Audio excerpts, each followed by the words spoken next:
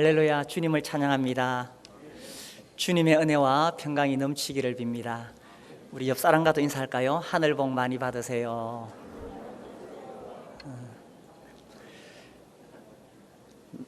그렇게 춥더니만 이제 조금씩 봄이 오는 것 같습니다. 우리 교회는 이렇게 개나리가 먼저 피었습니다. 우리 마음에도 성령으로 개나리꽃이 활짝 필 수 있게 되기를 바랍니다. 우리 다시 마태복음으로 돌아왔습니다. 8장에서 귀신 들린 사람을 주님께서 고치셨어요. 그런데 그곳에 있는 사람들이 8장 34절에 보면 온 시내가 예수를 만나려고 나가서 보고 그 지방에서 떠나시기를 간구하더라. 이 예수님이 귀신을 쫓아내셨으면 그 예수님을 모시고 가서 섬겨야 할 건데 오히려 예수님을 내어보냈습니다. 그러니까 더 이상 거기서는 예수님이 일하실 수가 없겠지요. 예수님을 내보내면은 예수님의 능력을, 은혜를 체험할 수 없습니다. 예수님을 모셔드려야 거기서 역사가 일어나는 겁니다.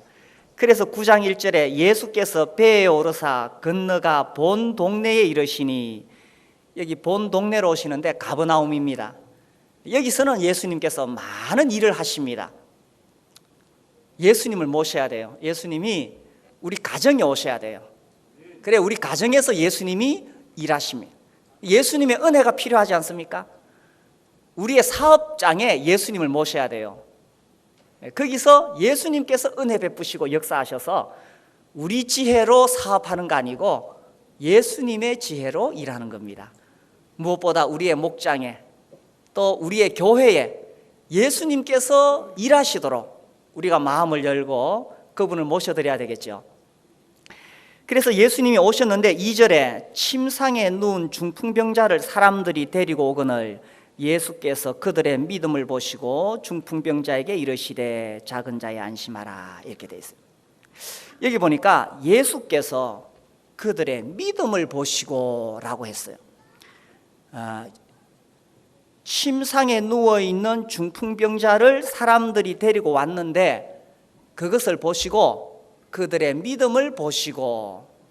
근데 이 마태복음에서는 이 상황이 자세하게 설명이 안 돼 있습니다. 예수님이 왜 그들의 믿음을 보시고 라고 했는가, 마태복음에는 잘 설명이 안 돼 있고 마가복음에 자세히 설명되어 있어요. 마가복음 2장을 보면 왜 예수님께서 그들의 믿음을 보시고 라고 하셨는가 설명이 되어 있는데 한번 보겠습니다. 2장, 마가복음 2장 1절 보시면요,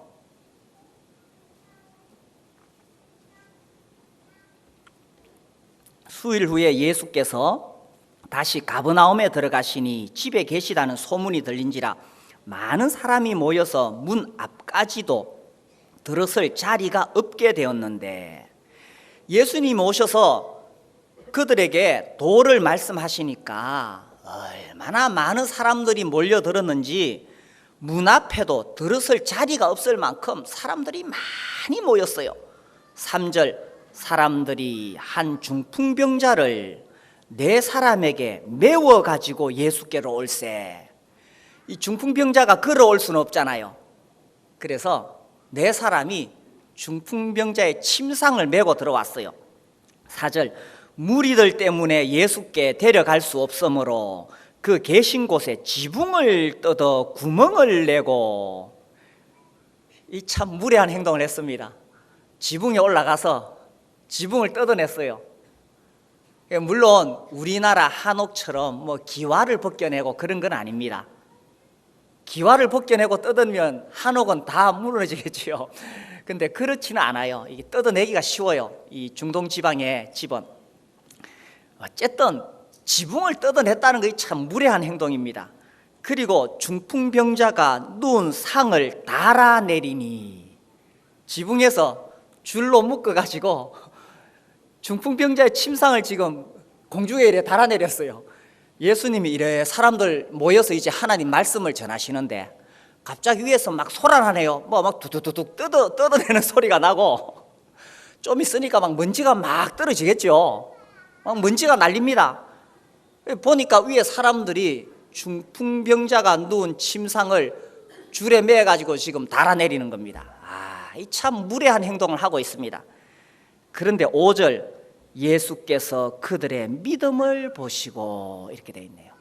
예수께서 그들의 믿음을 보시고. 이 마가복음 2장 5절 말씀, 우리가 조금 전에 읽은 마태복음 9장 2절에 그대로 나오는 겁니다. 예수께서 그들의 믿음을 보시고. 이렇게 무례한 행동인데 예수님은 그들을 꾸짖지 아니하시고 오히려 그들의 믿음을 보시고 작은 자야 안심하라. 지금 그 중풍병자도 속으로 얼마나 참 미안하겠어요. 무례하게 지붕을 뜯어내고 내려왔으니. 그런데 예수님은 그들을 책망하지 않으셨다는 것입니다. 오히려 작은 자야 안심하라. 그들의 믿음이 도대체 어땠기에 예수님이 칭찬을 하셨느냐. 이게 믿음이라는 거예요. 믿음은요, 가만히 자리에 이 가부좌 털고 앉아가지고 관념 속에 빠지는 것이 이게 믿음이 아니라는 것입니다. 믿음은 내가 정말 주님을 믿는 믿음이 있고 내가 주님을 만나야 되겠다 싶으면 좀 무례하게 보일지라도 무슨 수를 써서라도 주님 앞에 나가는 것입니다. 점잖게 앉아가지고 관념 속에서 머릿속에서만 믿는 것이 믿음이 아니고 정말 내가 주님을 만나야 되고 주님의 은혜를 입어야 되고 주님이 도와주시기를 바란다면 좀 무례하더라도 좀 점잖지 못하더라도 어떻게든 주님 앞에 나가야 된다는 것입니다. 내가 정말 주님 앞에 이루고 싶은 목표가 있다. 내가 정말 해야 할 일이 있다. 이거 정말 주님 앞에서 해야 된다 싶으면 이거 남의 눈치 따질 게 아닙니다. 그 사람들이 모여 있는데 지붕을 뜯어내니까 얼마나 소란하고 먼지가 날리고 정말 패기치는 행동입니까? 정말 무례하기 짝이 없습니다. 그러나 이 친구들이 이 중풍병자를 살려야 되겠다. 이 중풍병자를 예수님께 데려가면 틀림없이 예수님이 고쳐주실 거야. 이런 믿음이 있으면 무슨 수를 써서라도 가야 된다는 것입니다. 아까 여기 이 마가복음에서도 무리들 때문에 갈 수가 없는 거예요.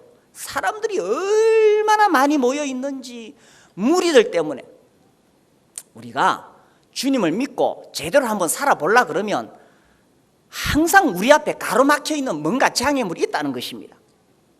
그런데 그 장애물 때문에 포기하고 돌아갈 것이냐 하는 거죠.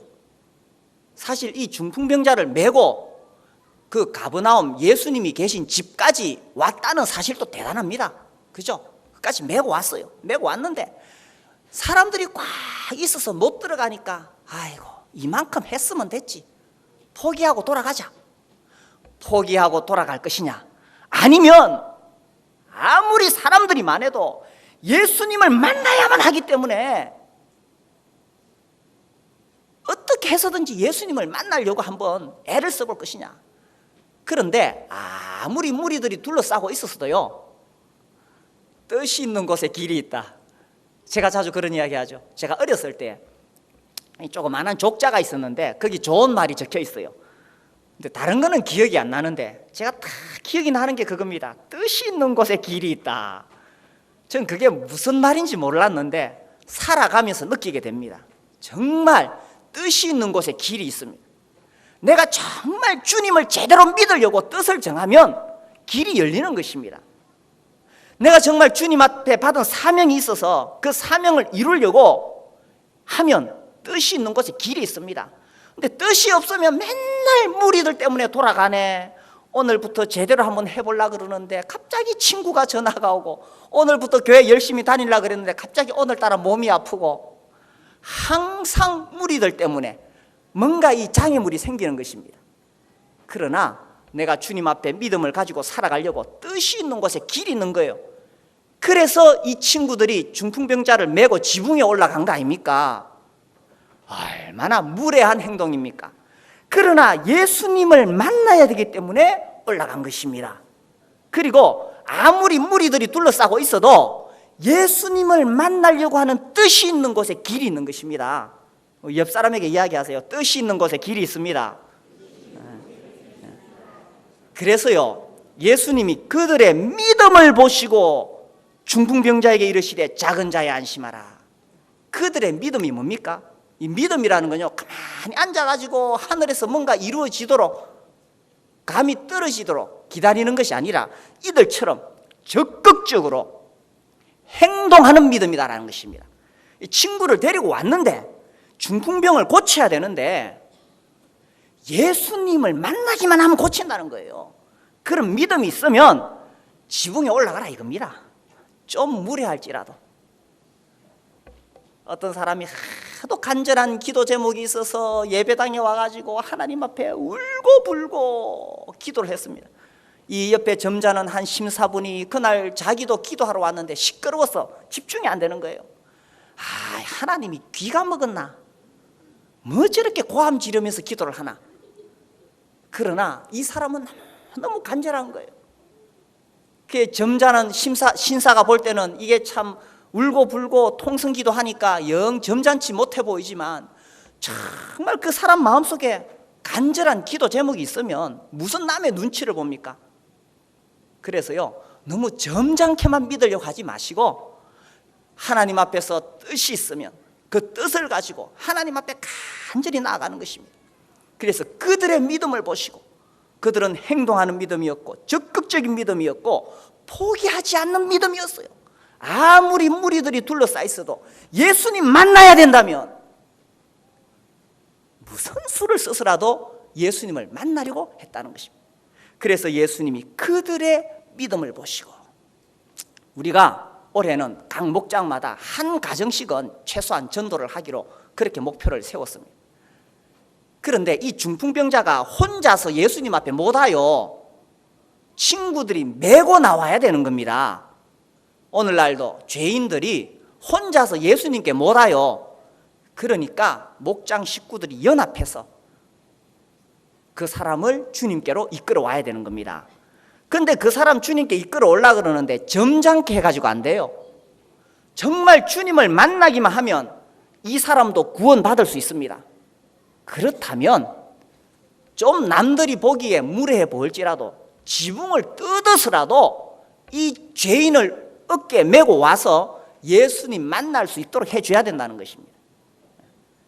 그래서 여기 보니까 보통 이 구원을 받는 것은 그 개인의 믿음이에요. 그죠? 성경에서 다 개인의 믿음으로 구원을 받습니다.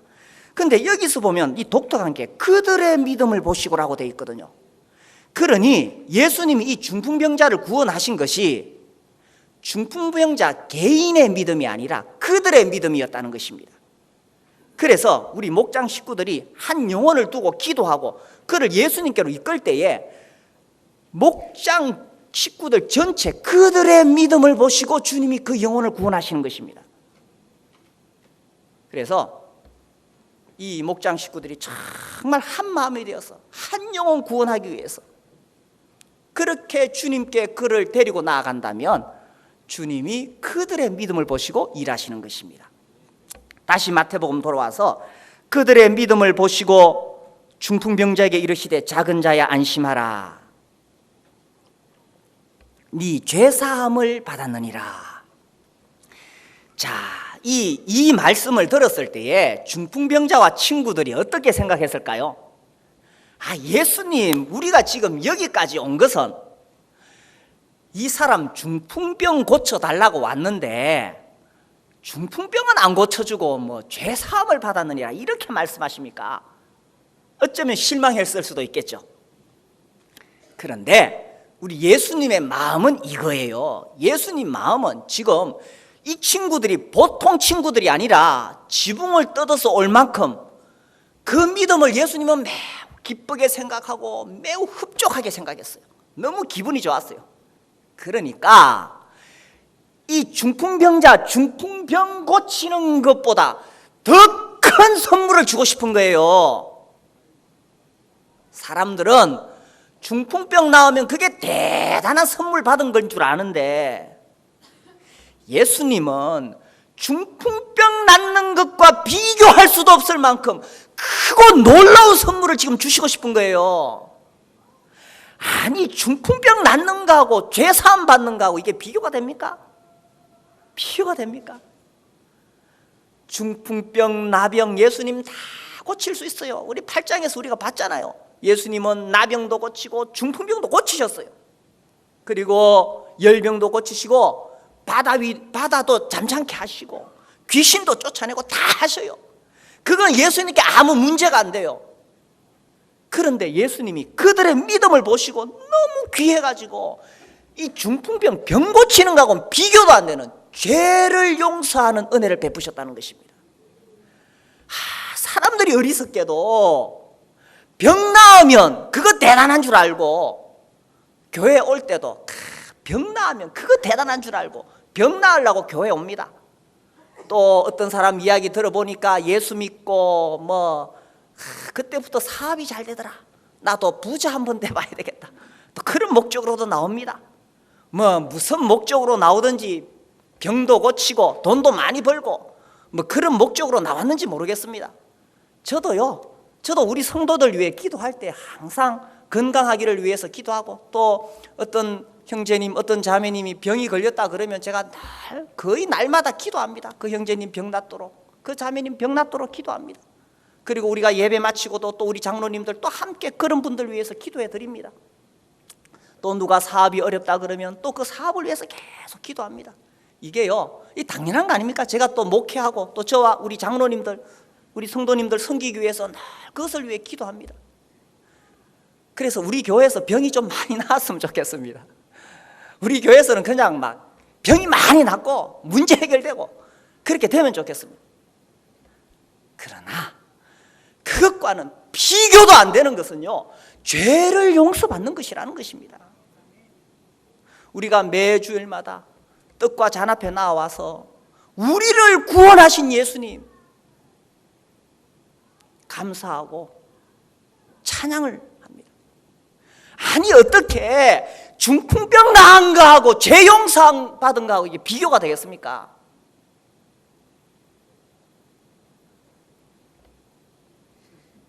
우리 주님이 우리에게 주시는 가장 최고의 선물, 우리가 주님 앞에 나아가서 받을 수 있는 최고의 은혜, 그것이 뭐냐?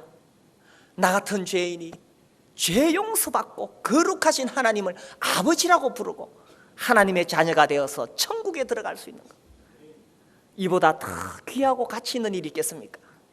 그러나 안타깝게도 오늘날 현대인들은 이 죄에 대해서 무감각합니다. TV나 신문 보면 온갖 흉악한 범죄들이 일어나고 있습니다. 어제도 제가 보니까 또 참 입에 담기 부끄러운 그런 범죄가 또 이렇게 막 탑뉴스로 뜨고 있더라고요. 이렇게 사람들이 죄에 대해서 무감각해지고, 이 왜 그러냐 하면 거룩으로부터 자꾸 멀어지니까 그래요. 하나님 거룩하신 하나님인데 거룩으로부터 자꾸 멀어지는. 그리고 또 저는 이런 안타까움도 있습니다. 우리 성도님들, 우리 형제님들, 자매님들이 정말 하나님 앞에 죄 용서받은 그 감격을 잃어버리면 안 된다는 것을. 그래서 우리가 잃어버리지 않기 위해서 매주 떡과 잔 앞에서, 그게 형식입니까? 그게 습관입니까? 그 하나의 의식에 불과하는 겁니까? 우리가 왜 매주마다 떡과 잔 앞에 나온 겁니까? 우리 마음이 무감각하니까, 죄 용서받은 그 은혜를 잊어버리니까 그거 잊지 않으려고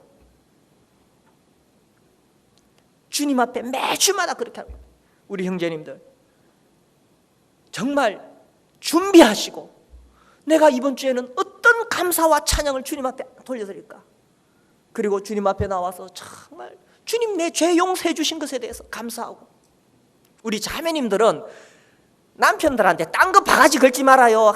어느 이웃집에 어떤 형제님은 쓰레기도 버려둔다는데 그런 거 가지고 바가지 걸지 말고 남편한테 다음 주일에는 정말 하나님 앞에 눈물로 당신 감사하는 그런 모습 나 보고 싶어요. 거룩한 바가지를 긁으세요. 예, 거룩한 바가지를 좀 긁으세요. 그래서 우리의 심령이 무감각해지지 않도록, 우리 마음이 메마르지 않도록, 내가 예수님 만나서 죄 용서받은 그 감격을 잃어버리지 않도록, 그래서 정말 감사가 있고 눈물이 있고 기쁨이 있는 그런 예배가 되어야 되지 않겠어요?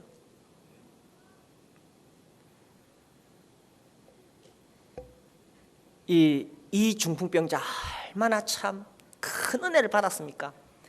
예수님으로부터 직접적으로 음성을 딱 들었습니다.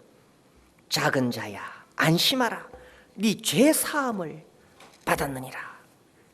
저는요 처음 구원을 받았는데, 고등학교 1학년 때 구원을 받았는데, 그 뒤로 제가 이 구원이 막 흔들렸어요. 진짜 이 어떻게 내가 구원의 확신을 가질 수 있나. 이 사람은 참 좋으네요. 예수님한테 직접 들었으니까. 그죠? 그래서 저는 이거 내가 어떻게 구원의 확신을 가질 수 있나. 이 참 꿈에라도 예수님이 나타나셔서 꿈속에라도 이렇게 이야기해 주시면 참 좋겠는데 꿈에 안 나타나시더라고요. 환상 중에라도 예수님 오셔서 걱정하지 마라, 네 죄 다 용서되었고 너 구원받았다, 이래 해주시면 좋겠는데 그래 안 해주시더라고요. 그게 누가 성경을 읽어보라 그러대. 그래서 제가 성경을 읽으면서 지금 예수님은 직접 음성으로가 아니라 성경으로 말씀해 주시는구나. 이 성경은 하나님의 말씀이고 변하지 않는 하나님 말씀을 통해서 내가 그 음성을 듣는 것이구나. 우리 에베소서 1장 7절 말씀 보겠습니다. 에베소서 1장 7절 말씀.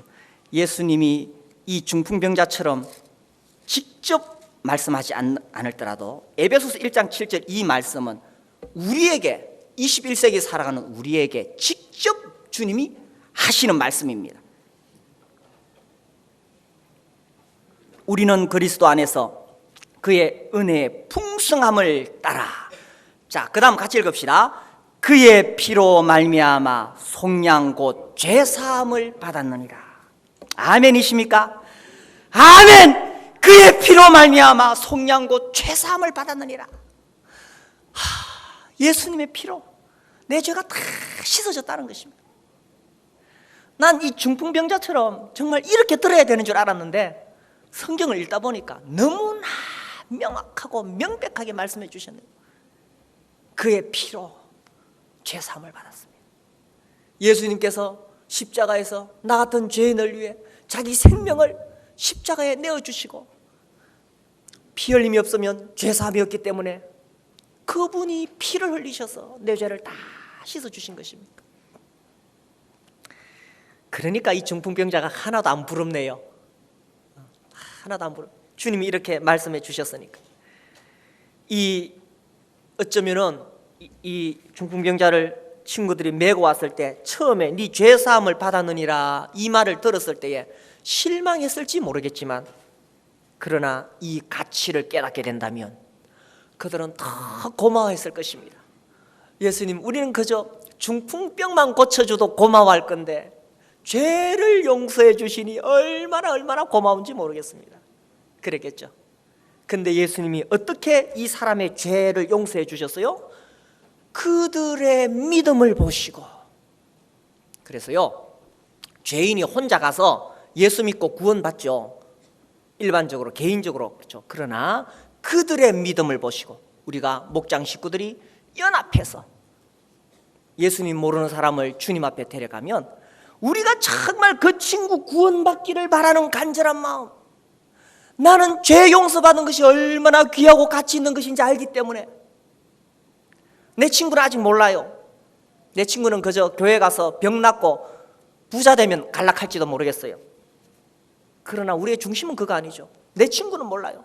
그러니까 목장 식구들이 다 연합해서 어떻게 해서든지 그 친구를 주님 앞에 데려가서 구원받을 수 있도록 하려고 애를 써서 기도하고 그 친구를 섬기고. 저는 최근에 어느 목장의 이 모습을 보면서 참 감동이 되고, 제가 그 목장에서 복음 전하려고 하는 그분을 위해서 제가 특별히 더 기도합니다. 지난 수요일날 제가 그런 말씀 드렸죠. 얼마나 그 목장 식구들이 그 사람 예수님 믿게 하려고 얼마나 애를 많이 쓰는지 모릅니다. 만나면 그 이야기하고 기도하고. 주님이 그들의 믿음을 보시고 은혜를 베푸시는 거예요. 그들의 믿음을 보시고 안심하라, 네 죄 사함을 받았느니라. 그 사람은 믿음이 좀 없을지라도 함께하는 목장 식구들의 그들의 믿음을 보시고 주님이 이런 은혜를 베푸시는 것입니다. 우리 옆 사람에게 이야기하실까요? 우리의 믿음을 보시고 구원하십니다. 그러니까요, 그 사람은 왜 예수 안 믿으려고 그러나 그 사람 흉 보지 마시고 우리의 믿음을 보시고, 우리의 믿음, 우리 목장의 믿음을 보시고. 그래서 네 죄 사함을 받았느니라 하니까 3절, 어떤 서기관들이 속으로 이르되 이 사람이 신성을 모독하도다. 야, 이거요, 이 서기관 입장에서 보면 예수님이 네 죄 사함을 받았느니라 하신 이 말씀은 정말 신성 모독입니다. 하나님 한 분 외에는 어찌 누가 감히 죄를 용서할 권한이 있겠느냐라는 거죠. 자, 이 보세요. 예수님이 다른 기적을 일으키는 거, 이거는 사실 크게 문제가 안 돼요. 뭐 중풍병 고치고 나병 고치고 뭐 죽은 사람 살리고, 이건 크게 문제가 안 될 수 있어요. 그런데 죄를 용서하는 것만은, 이것은 사람이 할 수가 없는 거예요. 죄를 용서하는 이것만은 하나님만이 하실 수 있는 거예요. 구약과 신약에 수많은 하나님의 종들이 있습니다. 모세를 통해서 하나님께서 홍해를 가르셨어요. 엘리야를 통해서 하늘에서 불을 내리시고, 베드로 통해서 안전병이 일으키시고, 죽은 자도 살려요. 그런데 하나님께서 어떤 하나님의 종을 통해서도 죄를 용서하도록 하지는 않았어요. 죄를 용서하는 것만은 하나님의 고유한 권한이기 때문인 것입니다. 그래서 이 사람이 봤을 때 예수라는 사람이 죄를 용서하니까 신성모독하도다 이렇게 하는 거예요. 4절, 예수께서 그 생각을 아시고 이르시되 너희가 어찌하여 마음에 악한 생각을 하느냐. 예수님 마음을 딱 아시죠? 다 아십니다. 네 죄사함을 받았느니라 하는 말과 일어나 걸어가라 하는 말 중에 어느 것이 쉽겠느냐? 어느 것이 쉽습니까? 어느 것이 쉽습니까? 말이야 뭐 다 쉽지, 말이야. 그러나 사실은 실제로 이것이 효력을 발휘하는 것은 둘 다 어려운 일입니다. 그러나 굳이 경중을 따리자면 무엇이 쉬워요? 중풍병 낫게 하는 거. 이것은 요새 좋은 한의원에 가도 좀 사람 살리더라고요. 그건 사람도 해요. 중풍병 고치는 건 요새 의술이 좋아서. 그러나 어떤 어느 누구도 죄를 용서할 수 있는 건 아닙니다. 어제하고 그저께하고 제가 이 수성구 갈 일이 있어서 가다 보니까 안 아픈 한의원이 있더라고. 뭐 젊은 사람들은 웃겠지만 사실요, 이 병으로 고생해 본 사람은 진짜 안 아파봤으면 소원이 없겠다 그럽니다. 하도 사람이 아프니까 안 아픈 한의원이 있는 것 같아. 아무튼 좋은 의술은 병을 고칩니다. 그러나 어떤 인간의 능력과 권위로도 죄를 용서할 수 있는 것은 없는 거예요. 예수님 중풍병 낫게 하는 거, 이건 아무것도 아니에요. 일도 아니에요. 어느 것이 쉽겠느냐? 6절, 그러나 인자가 세상에서 죄를 사하는 권능이 있는 줄을 너희로 알게 하려 하노라. 근데 예수님이 지금 여기서 단순히 중풍병을 고치는데 그치지 않고 왜 네 죄 사함을 받았느냐란 말씀하시느냐? 예수님은 인자가 자기가 누구인가를 확실하게 사람들에게 보여주기를 원하시는 거예요. 예수님은 단순히 능력 있는 선지자가 아니라는 것입니다. 이미 8장에서 나병 고치고 중풍병 고치고 다 고쳤어요. 심지어 바람과 파도도 잔잔케 하심으로 자연 만물도 다스리는 권세가 있다는 것을 보여주셨어요. 그러나 그것만 가지고는 안 돼. 진짜 예수님이 누군가를 알려 그러면, 그분이 진짜 하나님이라는 사실을 보여주려면 죄를 용서하는 것을 보여주셔야 한다는 것입니다. 그리고 여기서 6절, 그러나 인자가, 이 인자라는 표현에 사실 엄청난 비밀이 숨어 있는 것입니다. 다니엘서 7장 13절 14절 보실까요?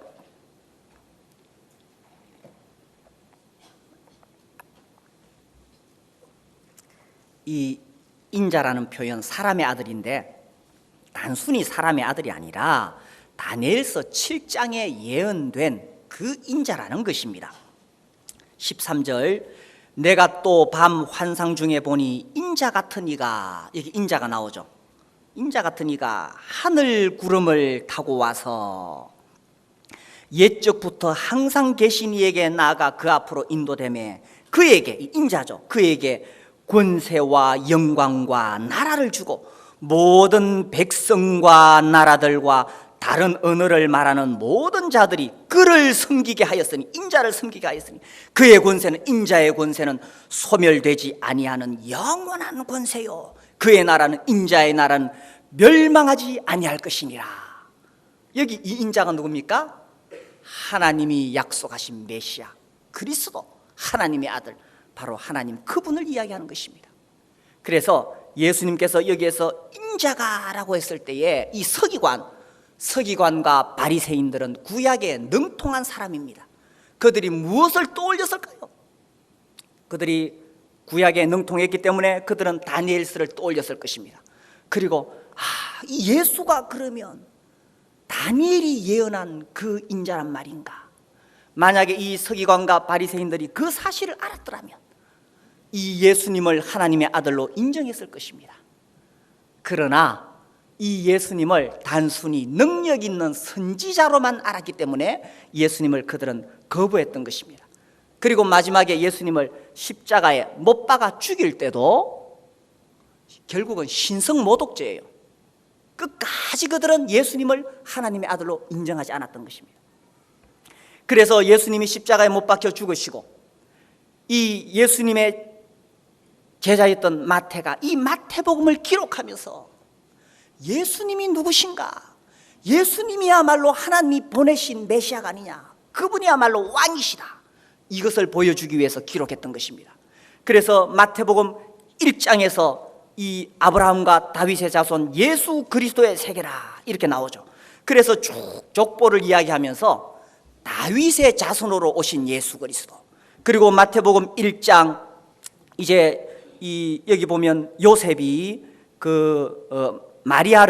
마리아가 잉태한 것을 알고 조용히 내보내려 그러죠. 그때에 이 꿈에서 하나님의 말씀을 듣게 됩니다. 21절, 마태복음 1장 21절, 아들을 낳으리니 이름을 예수라 하라. 이는 그가 자기 백성을 그들의 어디에서요? 죄에서 구원할 자이심이라. 그래서 이제 이 마리아가 낳게 되는 아기는 단순히 뛰어난 선지자가 아니라는 것입니다. 그는 바로 자기 백성을 저희 죄에서 구원할 자, 하나님의 아들 메시아 그리스도라는 사실입니다. 그래서 그 아기로 이 땅에 태어난 한 아기, 그런데 그 아기는 단순히 인간이 아니었다는 것입니다.